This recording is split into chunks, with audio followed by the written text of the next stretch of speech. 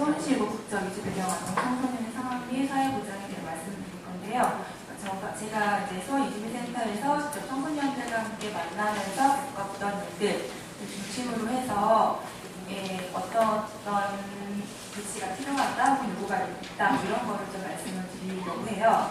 먼저 사례를 좀 제가 써놨는데, 발제문하고 똑같은 사례를 이렇게 넣었는데, 우선 건강보험 얘기입니다. 건강보험이 없어서 이주 청소년 제가 만났던 이 친구는 이제 2012년에 만났던 친구인데, 당시 이제 건강보험이 안 돼 있는 상황이었어요. 그래서 이제 좀 다리가 아프고 뭔가 문제가 있는데 낫기지 참고 하다가, 근데 이제 또 그래서 제가 좀 자세히 적어놓은 게 뭐 집안 사정에 대한 이야기, 그러니까 집안 관계에서, 가족 관계에서 알고 어떤 위치에 있는지도 좀 같이 보여드리고 싶어서 썼는데, 그러니까 재혼한 어머니와 같이 살고 있고, 그러니까 돈을 좀 많이 쓰기도 좀 되게 애매한 좀 이런 상황이어서 이제 자기가 이제 혼자 이렇게 앓고 있다가 결국에 이제 못 참고 있으니까 친구의 신분증을 빌려서 병원에 가서 치료를 받았던 그런 사례가 있었어요.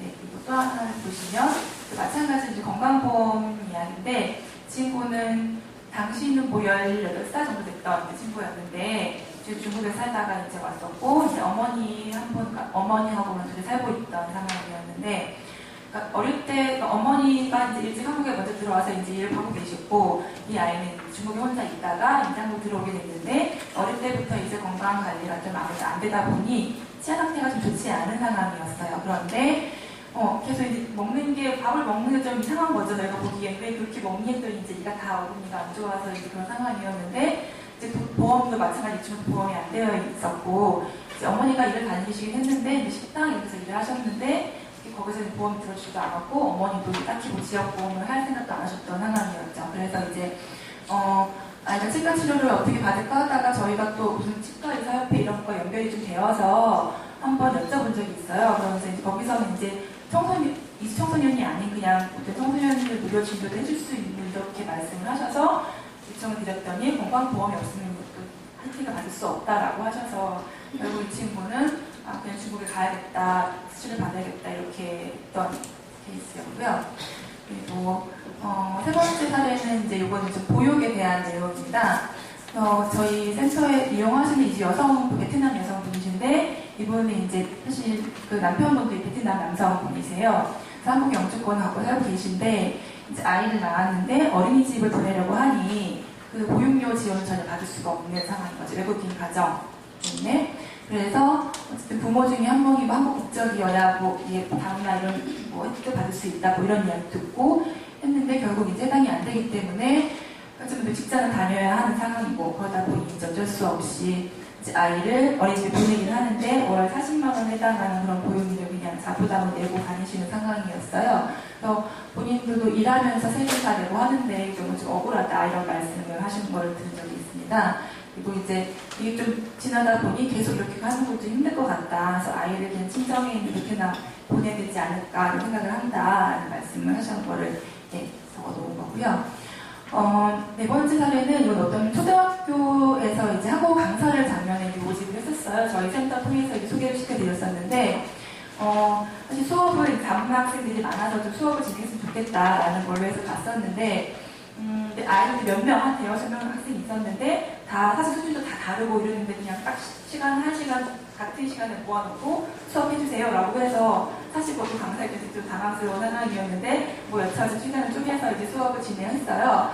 그랬는데, 그 학교 관계자가 그나마 이제 다음엔 어떻게 될지 모른다, 이렇게 말을 한 거죠. 올해까지는, 하반기까지는 하지만, 내년에 어떻게 될지 모른다, 지원이 없으면 못할 수도 있다, 이런 말을 이제 들은 거예요. 그랬더니 역시나 이제 그 학교는 작년까지만 이제 사업이 진행됐고, 올해는 이제 관련이 없어졌고, 근데 아이는 아직 한국어가 좀 부족한 상황이다 보니, 이제 아이 아버님 직접 강사에게 연락을 해서 더 해줄 수 없겠냐, 개인적인 부담을 하겠다고 이렇게 말씀하셨던 그런 사례입니다. 네, 우선 네 가지 사례를 먼저 말씀을 드리고, 이제 본격적인 좀 내용을 들어가려고 하는데요. 제가 아까 다 이제 사업을 보시면서 해서 갑자기 말씀하셨지만, 처음에 이 바지를 기획하게 됐던 게, 사실 아동 정책 기본 계획, 그리고 이제 수원시 같은 경우는 아동 친화도시 조성에 대한 조례가 이제 올해 초에 통과가 됐었어요. 그래서 어쨌든 그 유엔 아동 권리 협약에 따라서 모든 뭐 국적이나 실효적으로 상관없이 그런 권리를 보장을 해야 한다라는 이제 기본 원칙을 가지고 있는 이 기본 계획과 조성 조례를 가지고 이제 각 시에서 뭐 정책, 뭐 기본 계획 이런 걸 수립을 하게 될 텐데. 그 전에 저희 이주 배경 아동 청소년에 대해서 이런 친구들이 있다라는 것에 대한 상황을 공유하고 관심을 좀 불러일으키기도 하고 실제 세부 계획을 수립할 때 이런 실현 가능한 정책이 어떤 것이 있는지를 같이 한번 생각해보는 그런 자리를 나가 됐으면 좋겠다는 생각으로 이제 준비를 하게 됐고요. 이주 배경 아동 청소년이라는 말을 제가 쓰고 있는데 또 저기 제목 나와 있고 사실 보통 그냥 다문화라는 말로 더 익숙하실 것 같아요. 근데 사실 다문화라는 말보다는 이주배경 아동 청소년이라는 말을 제가 쓰고 여기서 이제 저도 있고 저희 이제 포럼에서 쓰고 있는데 좀 다문화라는 말 자체가 좀 주관적인 선입견이 있을 수도 있고 그런 것보다 좀 객관적인 그냥 행위 자체를 지칭하는 이주라는 말을 좀 사용을 했으면 좋겠다라는 것과 좀 법적인 좀 근거도 있는 말이라고 할 수 있거든요. 청소년 복지지원법 같은 경우 이주 배경 아동 청소년, 이주 배경 청소년에 대한 용어 정의가 내려지고 있고 그래서 이거는 이 말을 가지고 사용을 하려고 합니다. 그리고 특히 이제 외국 국적이라는 것을 좀 강조했던 이유가 사실 이 이주 배경 청소년이 좀 다양한 청소년 아동들이 좀 같이 좀 이렇게 섞여 있다고 보시면 되는데 사회적인 서비스 접근을 하려고 할 때 한국 국적인지 이 이주 배경 아동 청소년은 한국 국적도 있고 외국 국적도 있고 다 같이 섞여 있는 상황이거든요. 그래서 한국 국적인지 외국 국적인지 아니면 다문화 가족인지 아닌지 또 미등록인지 등록인지 이거에 대해서 접근 자체가 좀 많이 달라지고 그래서 다문화 가족이 아닌 경우 또 외국 국적인 경우 한국 국적이 아닌 경우 또 미등록인 경우는 좀 더 열악한 상태에 있다라고 볼 수 있습니다. 그래서 좀 이쪽 초점을 맞추어서 좀 이야기를 진행을 하려고 합니다. 네, 우선 수원시의 현황을 보시면 이건 다 아시겠지만 전체 이제 전체 거주 등록 외국인은 5만 5천 명 정도 되고 인구 대비 4.8% 정도가 된다 보시면 되고요. 유형별 통계를 보면 한국 국적을 가지지 않은 사람, 그러니까 귀화를 하거나 보다 훨씬 더 많은 비율을 차지하고 있습니다. 보시면 거의 82% 정도가 이제 국적을 가지지 않은 사람으로 구성이 되어 있고요.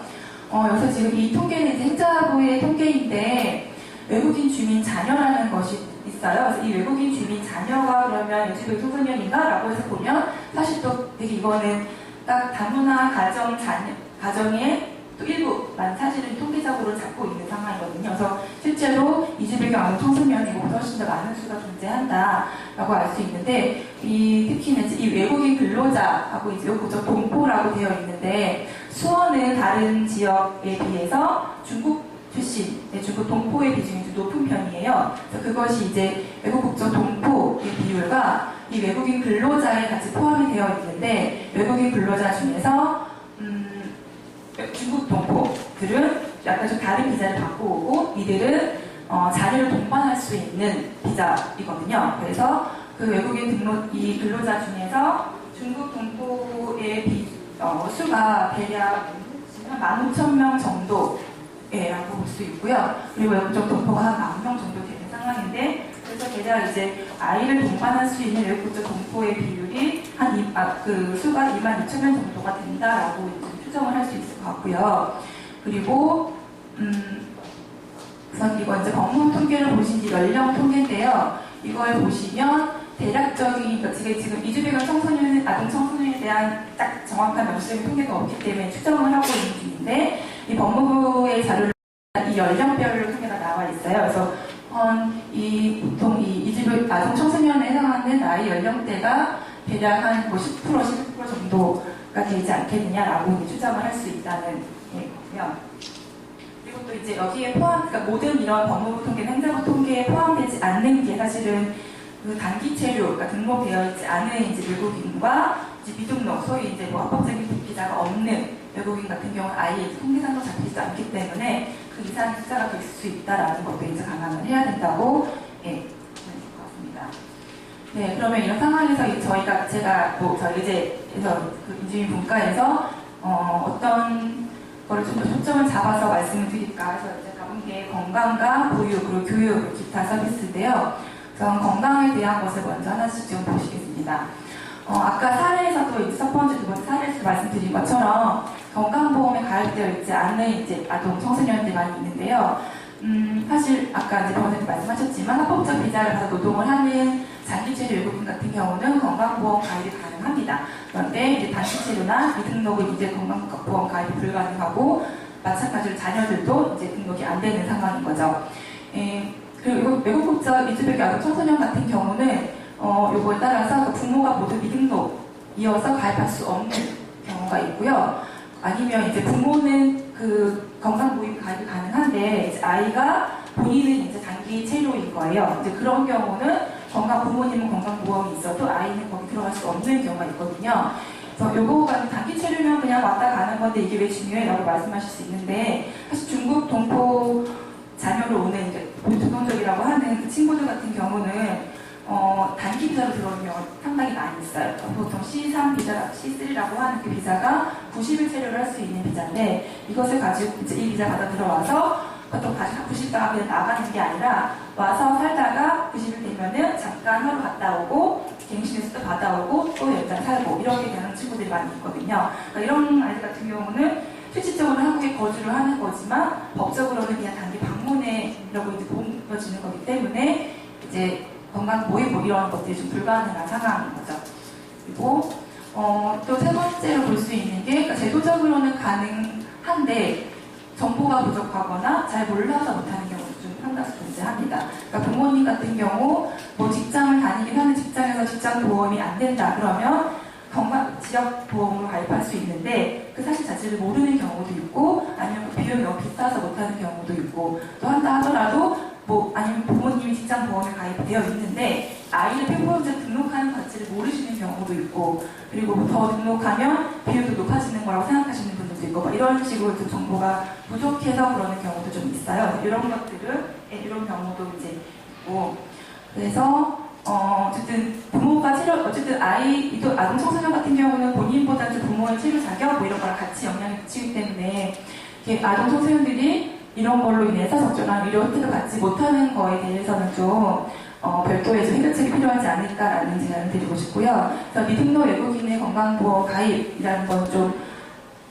수호시 차원에서는 좀 근본적인 해결은 좀 어렵겠지만 이런 공백을 좀 메우는 노력을 해야 되지 않을까 싶은 생각이 듭니다. 그래서 뭐 제안 드리자면 이주력의 아동 청소년의 긴급 의료비 지원을 위한 기금을 마련을 한다던가 아니면 아까 제가 이제 사례도 말씀드렸지만 그 의사협회나 뭐 치과의사협회 이런 거 협조를 통해서 건강보험이 없는 친구들도 의료비를 이제 좀 부담을 좀 감소할 수 있게 그렇게 협조를 구한다거나 아니면 또 이제 아까 말씀드린 마지막 같은 경우 정말 정보가 없어서 못하는 경우도 있을 수 있으니까 그런 건강보험 가입에 대한 정보와 홍보를 좀 많이 정보 제공을 하고 홍보를 하는 방법도 찾아봐야 되지 않을까라는 제 생각을 했습니다.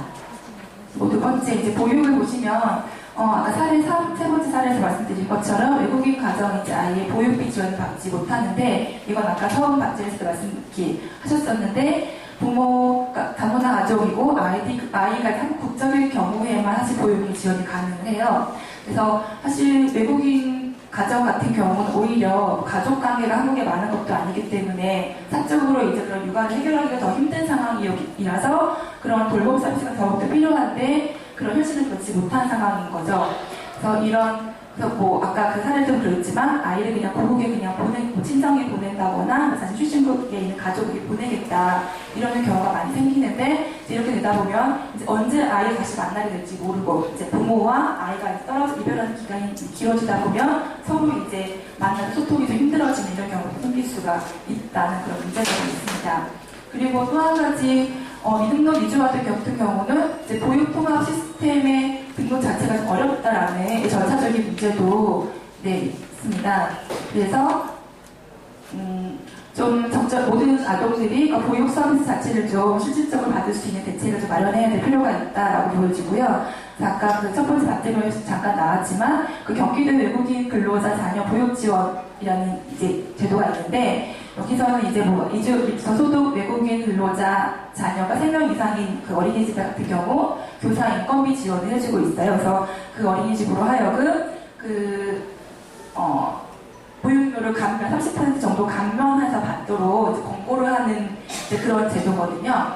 그래서 근데 사실은 어쨌든 외국인 근로자에게 지원을 하고 있다는 자체는 되게 좀 반가운 거지만 이게 좀 되게 좀 범위가 되게 좁고 그리고 직접적인 지원이 아니라는 좀 한계가 좀 있어서 요거를 확대 발전시키는 방식으로 좀 수원시에서 보완을 하면 좋지 않을까라는 생각을 했고요. 그리고 아까 두 번째 그 문제로 나왔던 등록 절차상의 문제는 좀 간소화하는 방법을 찾아서 그럼 사실 그 어린이집 담당자가 실질적으로 그런 절차가 번거롭고 하면은 안 받고 싶어 하는 이런 경우가 생길 수 있기 때문에 실질적인 보육 서비스 제공을 위해선 그런 행정정책적인 문제점도 해소를 해나가는 노력이 필요하다고 봅니다.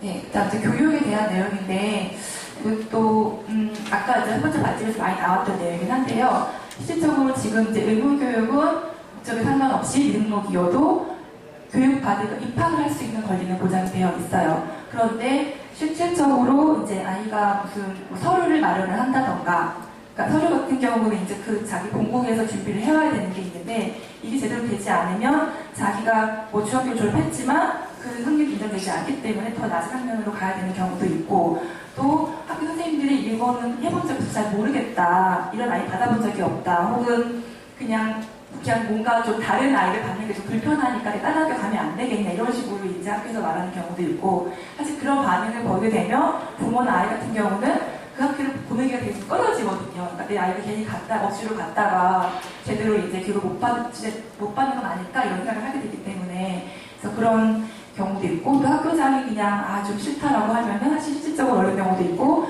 특히 이제 고등학교 같은 경우는 학교장 재량이 더 거의 이제 좌우를 하는 경우가 있고요. 그리고 아까 네 번째 사례도 나왔지만 뭐 한국어 이런 지원이 있거나 예산이 있을 때만 잠깐 한국어 수업을 한다던가 뭐 이런 식의 것이 아직 그렇게 그런 상황이 이제 머물러 있는 것 같아요. 그래서 아이가 만약에 학교를 갔는데 한국어 잘 못하고 아직 잘 모르는 상황인데 이 친구를 위한 별도의 무슨 뒷받침해줄 수 있는 그런 교육 같은 건 이제 거의 없는 상황이고 가서 그냥 시간만 때우고 오는 이런 경우가 좀 많이 있습니다. 그래서 지금 형식적인 것 외에 실질적으로 교육권을 보장받을 수 있도록 제도를 갖춰가는 방향이 좀 필요하다는 거고, 그러니까 선별적으로 사후적으로 자기가 그런 뭐 이주병이 아동 청소년이 들어왔을 때 사후적으로 어떻게 해주겠다 뭐 이렇게 하는 것이 아니고 또 잠깐 예산이 있을 때만 잠깐 하는 것이 아니라 모든 학생들이 어느 학교를 가든 좀 실질적인 교육권을 좀 보장받을 수 있는 그런 방향으로 좀 갖추어 나갈 필요가 있다고 보여지고요. 네, 그런 지원이 좀 필요할 것 같습니다. 그 네 번째는 기타인데 사실 지역 아동센터나 뭐 청소년 쉼터, 뭐 문화센터, 뭐 청소년 수련관 등등 아동 청소년들이 이제 이용할 수 있는 교육, 뭐 돌보, 문화체험 이런 기관들이 많이 있어요. 그런데 사실 제가 뭐 지역센터 같은 경우는 이제 외국인 등록 번호가 있으면 뭐 지원은 그대로 뭐 받는 거 문제가 없다라고 이제 있긴 했는데 사실 제가 아는 사례가 저희 그때 직접 만났던 친구들이 좀 국한되다 보니 다른 데 실제적으로 이용했던 경험 많지가 않아서 좀 다른 아까 나중에 토론할 때 좀 더 그런 청소년이나 아동단체에 계신 분들이 좀 더 많은 말씀을 나눠줬으면 좋겠는데 우선 이렇게 한국 국적이 아니거나 등록번호가 없는 경우 또 미등록인 경우 단기 체류이기 때문에 없는 경우는 이용의 제한이 따른다고 이제 보고요. 그런 경우가 있어서 이런 것 같은 경우는 사실은 이주민 정책 담당 부서뿐만이 아니라 기타 다른 아동 청소년 관련 기관 그리고 그런 기관 및 정책 동사자가 함께 좀 어떤 문제가 실질적으로 있는지 이걸 이제 받는 것이 어떤 점에서 어려운 건지 법적인 문제가 있는 건지 결정적으로 해결할 수 있는 건지 이런 거에 대한 좀 논의를 모아봤으면 좋겠다라는 생각을 해서 적어봤습니다. 실은 법적으로 아까 그 교육 대한 일을 했었는데 사실 교육의 주권의 주체가 이제 국민으로 되어 있었는데 시행령에서 어쨌든 미등록 아동, 국적이 아닌 한국적이 아닌 아동이어도 교육을 받을 수 있게 해야 된다라는 이제 목소리가 모여져서 사실 그것이 이제 시행령으로 명문화가 됐는데 사실 아동복지법이나 뭐 영유아보육법에는 아까 이제 가지고 나왔지만 차별금지 조항이 있고 딱히 국민으로 한정이 되어 있지 않음에도 불구하고 그냥 규칙상 혹은 뭐 관례적으로 이렇게 그냥 외국 국적 이주병 청소년이 제외되고 있는 그런 경우가 많습니다. 이게 어떻게 보면 그렇기 때문에 이 테두리 안에서도 좀 우리가 할 수 있는 일이 좀 많을 수 있다라는 것도 있고요. 그리고 적어도 이제 그런 시스템 등록이나 이런 절차적인 문제로 인해서 권리를 침해당하는 일은 없도록 좀 해야 되지 않을까 라는 생각이 들고요. 이런 아동 정책의 기본 계획 그리고 그런 수원시 아동 취남 조례에 따른 세부 지침 만들 때 이 아동 청소년의 모든 아동 청소년의 배경을 포함한 모든 청소년을 같이 어우를 수 있는 그런 시각을 가지고 정책을 좀 만들었으면 좋겠다라는 제안을 하면서 마치도록 하겠습니다.